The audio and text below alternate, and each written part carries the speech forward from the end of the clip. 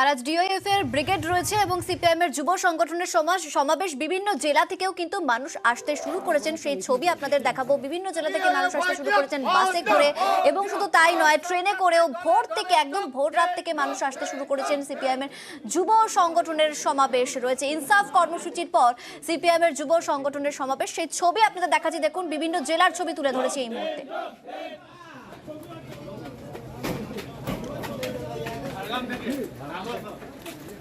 ট্রেনে করে ব্রিগেডের পথে, বাসে করে ব্রিগেডের পথে, শুধু তাই নয়, সুন্দরবন বিভিন্ন জেলা, সেখান থেকে মানুষ ব্রিগেড মুখী আজকে।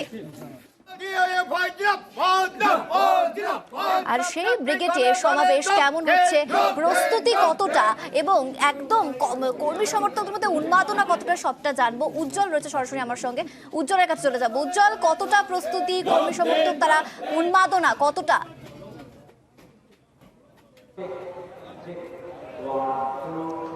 দেখো, 50 দিন যে ইনসাফ যাত্রা, কর্মসংস্থানের দাবি এবং দুর্নীতির বিরুদ্ধে, সেই 50 দিন ইনসাফ যাত্রার পর ব্রিগেড সমাবেশ ডিওয়াইএফআই এর।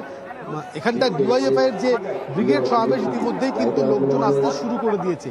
এবং বলে রাখি যে মূলত কয়েকটি জায়গা থেকে মিছিল করে লোকজন আসবে, মূলত জেলা থেকে। যে শিয়ালদা স্টেশন থেকে, হাওড়া স্টেশন থেকে, এই দুটো স্টেশন থেকে মিছিল আসবে। এছাড়াও আসবে সেন্ট্রাল এভিনিউ থেকে একটা মিছিল আসবে, পার্ক সার্কাস থেকে এবং খিদিরপুর থেকে।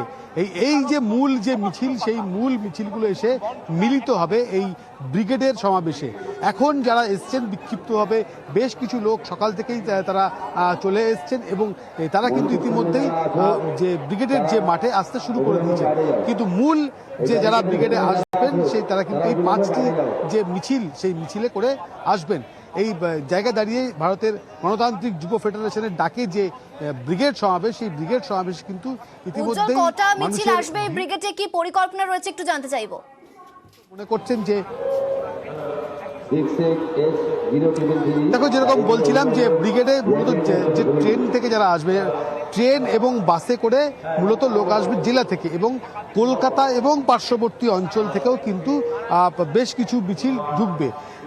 শিয়ালদা এবং হাওড়া স্টেশন, এই দুটো জায়গা থেকে বড় মিছিল ঢুকবে। সেন্ট্রাল এভিনিউ থেকে একটি মিছিল আসবে এবং এই জায়গায় দাঁড়িয়ে একটা বলতে পার্ক সার্কাস দিয়ে একটি মিছিল, খিদিরপুর দিয়ে একটি মিছিল আসবে। সব জায়গা থেকে, অর্থাৎ এই 5টি যে বড় মিছিল, সেই বড় মিছিল কিন্তু এই ব্রিগেডের মাঠে এসে পৌঁছবে। 12টা থেকে যে শুরু হবে সবার কাজ, তখন এই মিছিলগুলো তখন ঢুকে পড়বে। এবং বিক্ষিপ্তভাবেও কিন্তু বেশ কিছু, অর্থাৎ যারা বাসে করে বা লরি বা ম্যাটাডোরে করে আসবেন বা এসেছেন, তারাও কিন্তু আসবেন আজকের সভায়।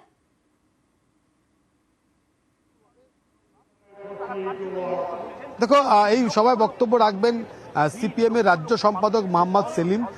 মীনাক্ষী মুখোপাধ্যায় থাকবেন এই আজকের বক্তব্য তালিকাতে একদম উপরে, এবং সৃজন ভট্টাচার্য আছেন, উমংরাজ ভট্টাচার্য আছেন। সব মিলিয়ে বলা যেতে পারে যে যারা নেতৃত্ব আছেন তাদের যে এই আজকে যে বক্তা তালিকা, যে তারা বক্তব্য রাখবেন। এবং যে এই শুরু থেকেই কিন্তু যে 12টার সময় সাংস্কৃতিক অনুষ্ঠান, তারপরেই কিন্তু আস্তে আস্তে যারা বক্তারা বক্তব্য রাখতে শুরু করবেন। আচ্ছা উজ্জ্বল, ইতিমধ্যে কি কর্মী সমর্থকরা আসতে শুরু করেছেন সেখানে?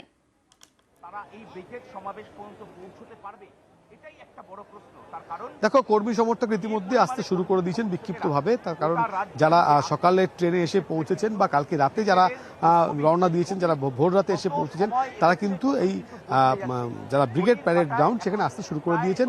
যদিও যারা আরও আগে এসছেন তাদেরকে রানী রাসমণি রোড এবং ওয়াই চ্যানেল এবং এরকম কয়েকটি জায়গাতে হাওড়া স্টেশনে রাখার ব্যবস্থা হয়েছিল, তারাও কিন্তু আজকের এই মিছিলে আসবেন। কিন্তু এখন যারা বিক্ষিপ্ত হবে কিছু মানুষ কিন্তু ইতিমধ্যে ব্রিগেডের মাঠে আসতে শুরু করে দিয়েছে।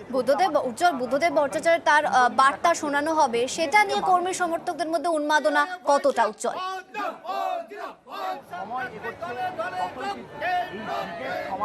দেখো, গতকালকে আমরা দেখেছি যে যারা ডিওয়াইএফআই নেতৃত্ব, তারা গেছিলেন প্রাক্তন মুখ্যমন্ত্রী বুদ্ধদেব ভট্টাচার্যের বাড়িতে, এবং তিনি বার্তা দিয়েছেন, তিনি শুভেচ্ছা জানিয়েছেন এবং বলেছেন যে বেশ বড় সমাবেশ হবে। সেই বার্তা কিন্তু এখান থেকে নেতৃত্ব তুলে ধরবেন যারা ব্রিগেডে যারা আসবেন তাদের সামনে। এবং তাহলে এটাও কিন্তু একটা অন্যতম আকর্ষণ। অর্থাৎ এখানে যে বক্তারা তারা যে পরবর্তী সময় তারা দিক নির্দেশ করবেন, সামনে লোকসভা নির্বাচন, সেই লোকসভা নির্বাচনের আগে তারা এখান থেকে বক্তারা তাদের দিক নির্দেশ করবেন। অবশ্যই বুদ্ধদেব ভট্টাচার্যের বার্তাও কিন্তু এই দিক নির্দেশের মধ্যেই থাকবে। একেবারে উজ্জ্বল যেমনটা বলছিল। আর গতকালে কিন্তু প্রাক্তন মুখ্যমন্ত্রী বুদ্ধদেব ভট্টাচার্য তার বাড়িতে যান, ডিওয়াইএফআই কর্মীরা তার অডিও বার্তা তার রেকর্ড করা হয় এবং আজকে কিন্তু তা ব্রিগেডে শোনানো হবে। আরে গাড়িটা সাইড করতে বলছি তো দাদা।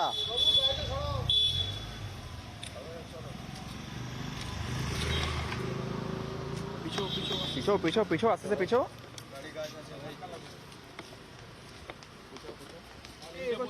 হাত ধরেছেন, অভিনন্দন জানিয়েছেন। কালকের ব্রিগেড বড় ব্রিগেড, ভালো ব্রিগেড হবে বলেছেন। আমরা চাই উনি সুস্থ থাকুন, এভাবেই আমাদের লড়াইয়ের পথে আমাদেরকে উৎসাহ এবং সাহস যোগান। আমাদের কাছে এটা চিরকালের বাড়তি অনুপ্রেরণা, সাহস এবং আমাদের কাছে আবেগ, যে আবেগের জন্য গোটা রাজ্যের যুব সম্প্রদায়, যে আবেগের জন্য গোটা রাজ্যের মানুষ তারা লড়াইয়ের মাটিতে টিকে থাকার সাহস পান।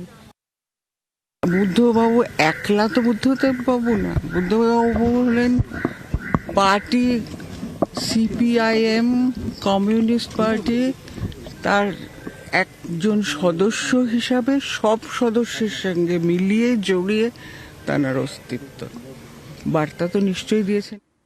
আর আজ ব্রিগেড মুখী